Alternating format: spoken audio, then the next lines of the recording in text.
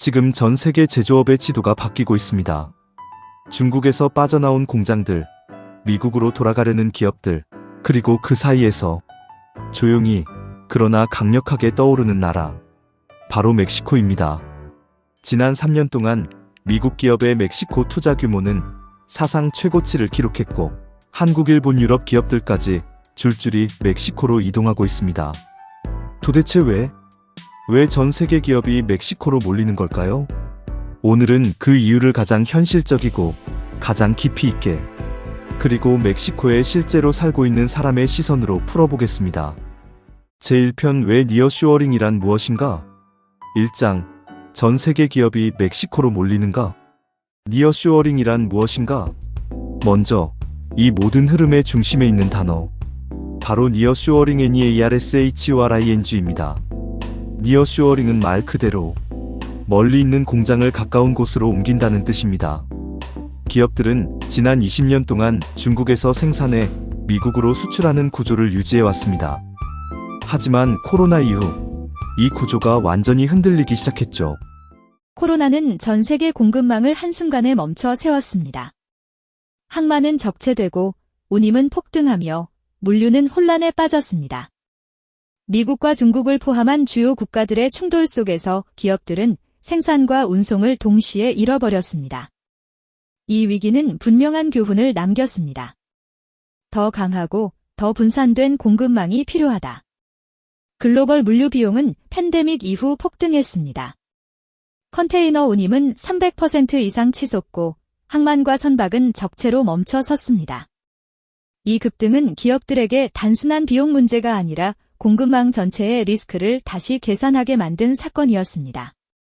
전 세계 항만은 팬데믹 이후 심각한 적체에 빠졌습니다. 컨테이너는 쌓이고 선박은 대기하며 트럭과 물류는 끝없이 지연되었습니다. 이 혼란은 단순한 지연이 아니라 세계 경제 전체를 흔들어 놓은 공급망 위기였습니다. 중국의 봉쇄는 전 세계 공급망을 멈춰 세웠습니다. 항만은 닫히고 물류는 정체되고 가격은 급등했습니다. 이 사건은 한 나라의 정책이 세계 경제 전체를 흔들 수 있다는 사실을 보여주었습니다. 그래서 지금 더 빠르고 안정적인 새로운 물류 혁신 루트가 필요합니다. 미국과 중국의 갈등은 무역, 기술, 공급망 전반으로 번졌습니다.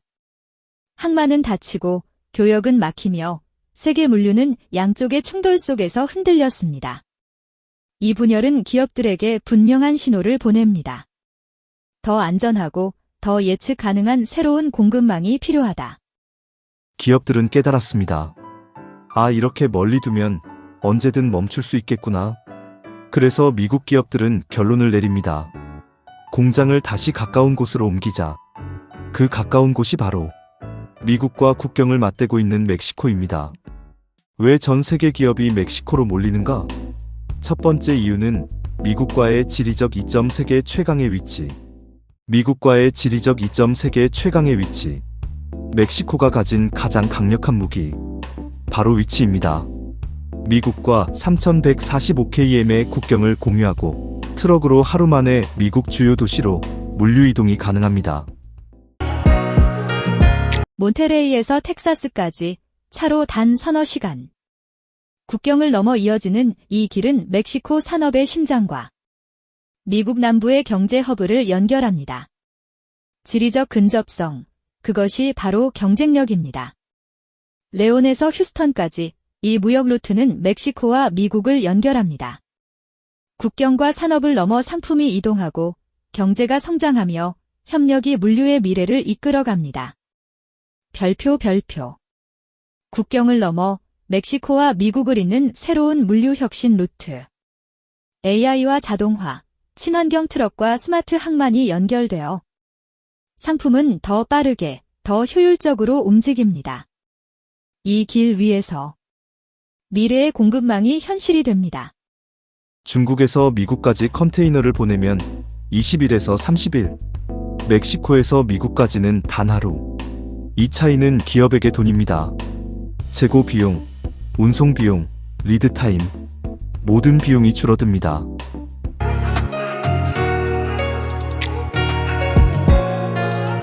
기업 입장에서 멕시코는 미국 바로 옆에 있는 제조 공장, 이자 물류 허브입니다.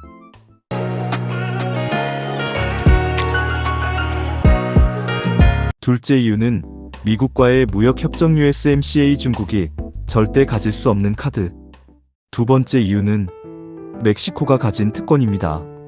멕시코는 미국, 캐나다와 함께 USMCA라는 거대한 무역협정을 맺고 있습니다. 이 협정 덕분에 멕시코에서 만든 제품은 미국으로 들어갈 때 관세가 거의 없습니다. 자동차, 전자제품, 산업기계, 의류, 가전. 반면 중국에서 미국으로 수출하면 높은 관세를 내야 합니다. 기업 입장에서 선택은 명확합니다. 관세를 내고 중국에서 만들 것인가? 관세 없이 멕시코에서 만들 것인가? 정답은 이미 나와 있습니다.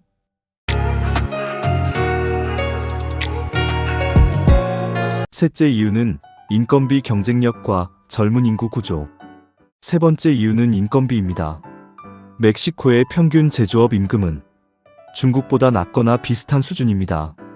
하지만 더 중요한 건 인구 구조입니다. 지금 멕시코는 달리고 있습니다. 20, 30대 젊은 노동 인구가 산업 전반을 폭발적으로 밀어 올리고 있습니다. 기술에 빠르고 변화에 강한 이 세대는 멕시코를 북미 제조 허브로 끌어올리는 가장 강력한 추진력입니다. 미래의 엔진은 바로 젊은 멕시코입니다. 중국의 인구 구조가 급격히 변하고 있습니다. 고령화는 치솟고 젊은 노동력은 빠르게 줄어들고 있습니다. 2030년이면 제조업, 건설, 서비스 전 분야에서 두 자릿수 노동력 감소가 현실이 됩니다. 이 변화는 단순한 통계가 아닙니다. 중국 경제의 핵심 엔진이 약해지고 있다는 신호입니다. 중국은 빠르게 고령화되고 있고 노동 인구가 줄어들고 있습니다. 반면 멕시코는 2030년까지 생산 가능 인구가 계속 증가합니다. 기업 입장에서 노동력이 안정적으로 공급되는 나라는 엄청난 장점입니다.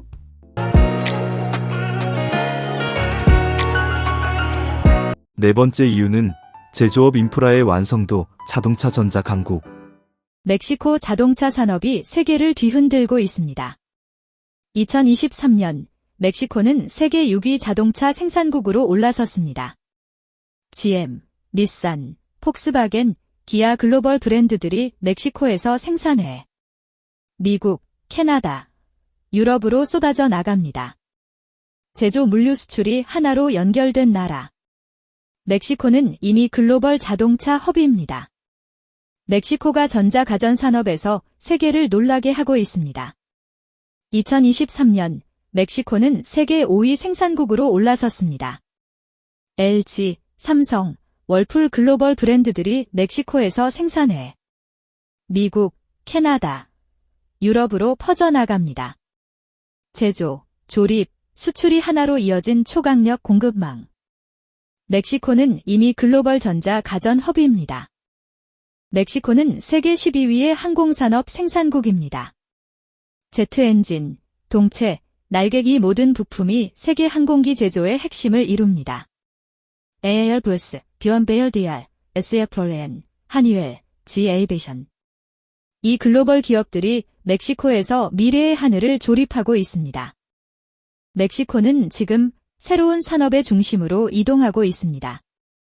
2020년대 중반을 지나며 반도체 조립 패키징 분야에서 빠르게 성장하고 2030년에는 세계 7, 8위권까지 도약할 것으로 전망됩니다. 멕시코 전역에 구축되는 첨단 제조 인프라, 그리고 미국, 캐나다, 유럽으로 이어지는 공급망 확장은 멕시코가 단순 생산 기지를 넘어 글로벌 반도체 허브로 변하고 있음을 보여줍니다. 원자재에서 조립, 그리고 고도화된 패키징까지 멕시코의 반도체 산업은 지금 확장과 도약이라는 두 단어로 요약됩니다. 2030년 멕시코는 세계 기술 공급망에서 더 이상 주변이 아닌 핵심 국가로 자리 잡게 될 것입니다.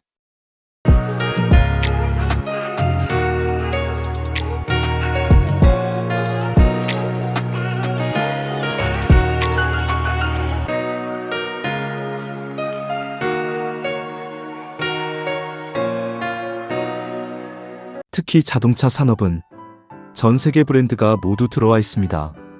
현대기아, GM, 포드, BMW, 아우디, 폭스바겐 이런 기업들이 이미 수십 년 동안 멕시코에서 공장을 운영해 왔습니다. 즉 멕시코는 처음부터 다시 만들어야 하는 나라가 아니라 이미 완성된 제조 생태계가 있는 나라입니다. 다섯 번째 이유는 멕시코 정부의 친기업 정책과 외국인 투자 확대입니다. 마지막으로 다섯 번째 이유는 멕시코 정부의 정책 변화입니다. 최근 멕시코 정부는 외국인 투자 유치에 적극적입니다. 산업단지 투자. 미국과 아시아의 투자가 멕시코 주요 도시로 빠르게 흘러들고 있습니다. 몬테레이와 티후아나는 제조 허브로, 케레타로와 과나후아토는 첨단 산업 중심지로 성장하고 있습니다. 2024년에서 2030년, 멕시코는 북미 산업단지의 핵심 투자지로 자리 잡고 있습니다. 전력 인프라 캐나다의 바람과 태양이 미국의 산업을 움직이고 그 에너지는 멕시코로 흐르고 있습니다.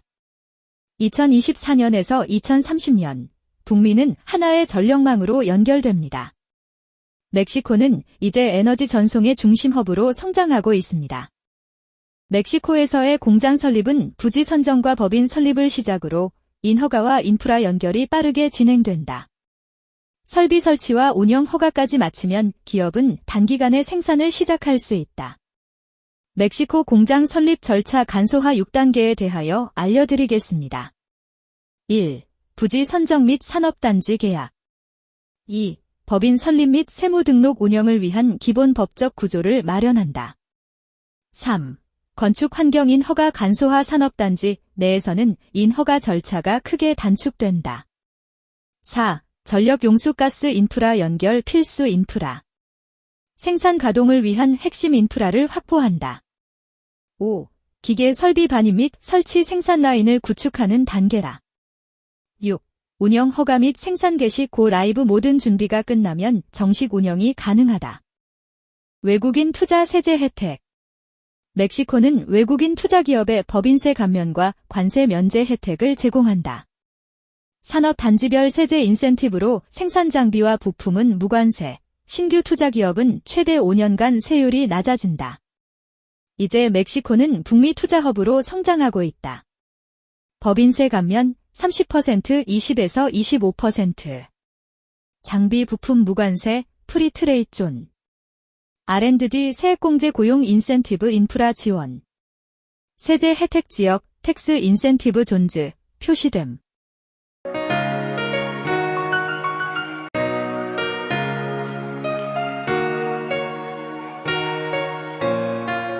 그래서 지금 멕시코에서는 무슨 일이 벌어지고 있는가? 이 모든 이유가 합쳐지면서 지금 멕시코에서는 엄청난 변화가 일어나고 있습니다. 산업단지 공사. 멕시코 산업단지 곳곳에서 새로운 공장이 세워지고 있다. 크레인과 트럭이 움직이고 철골 구조물이 하늘로 솟는다. 이 현장은 단순한 건설이 아니라 북미 제조 시대의 시작을 의미한다. 트럭 물류 증가. 푸른 하늘 아래 항만은 멈추지 않는다. 트럭과 크레인이 움직이고 컨테이너는 세계로 향한다. 이곳은 멕시코 경제의 심장, 세계로 이어지는 관문이다. 외국인 근로자 증가 버전. 멕시코 산업 현장에는 이제 다양한 나라의 사람들이 함께 모이고 있다. 서로 다른 언어와 문화가 섞이지만 현장에서는 하나의 팀으로 움직인다. 이 변화는 멕시코 제조업의 글로벌 도약을 보여준다. 부동산 가격 상승 버전. 맑은 하늘 아래 도시는 빠르게 성장하고 있다. 새로운 건물과 투자, 그리고 사람들의 움직임이 멕시코의 경제를 다시 그려낸다. 이곳은 미래의 도시, 부동산의 중심지다.